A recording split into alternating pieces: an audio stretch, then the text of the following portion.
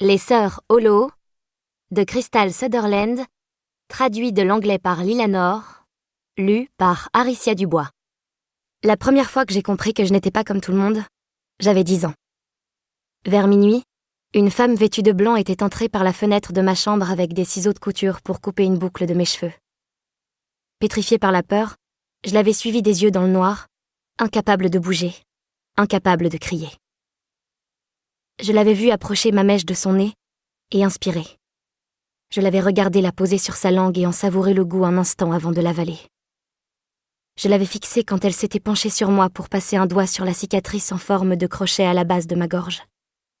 Ce n'était qu'au moment où elle avait ouvert la porte pour entrer dans les chambres de mes grandes sœurs, ciseaux toujours à la main, que j'avais enfin hurlé. Ma mère l'avait plaquée dans le couloir. Mes sœurs l'avaient aidée à l'immobiliser.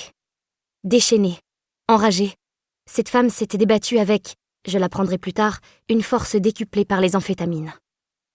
Elle avait mordu ma mère. Elle avait mis un coup de tête à ma sœur Vivi, si violemment qu'elle lui avait cassé le nez. Vivi en avait eu des cernes bleues sous les yeux pendant des semaines.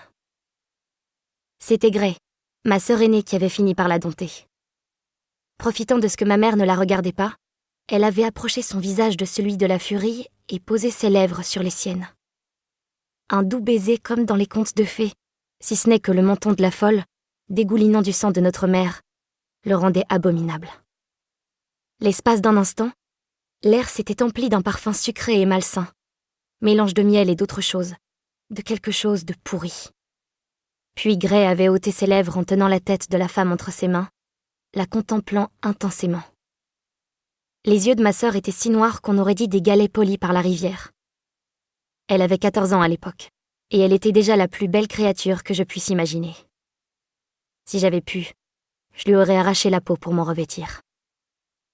La femme avait frémi au contact de Gray et puis, elle avait arrêté de bouger.